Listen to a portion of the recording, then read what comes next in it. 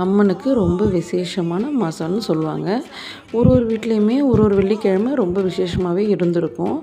ஒரு வீட்லேயும் எதனா ஒரு வெள்ளிக்கிழமையில் குடும்பத்தோடு போய் அம்மனுக்கு பொங்கல் வச்சு வழிபட்டு வர்றது மிகவும் சிறப்பு அம்சமாகவே இருக்கும். அப்புறம் வீடுங்களில் வெள்ளிக்கிழமையில் ஒருத்தவங்களுக்கு ஒரு முறை இருக்கும். ஒருத்தவங்க கூழ் ஊற்றுவாங்க முறையாக, ஒருத்தவங்களுக்கு அவங்க முறைப்படி கஞ்சி ஊற்றுவாங்க.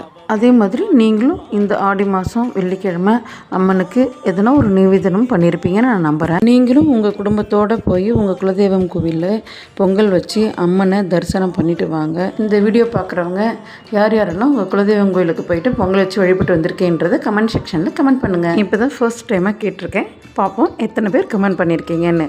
நீங்களும் உங்கள் குலதெய்வம் கோவிலுக்கு போயிட்டு பொங்கல் வச்சு குடும்பத்தோட மகிழ்ச்சியோட பொங்கல் வச்சு வழிபட்டுட்டு வாங்க.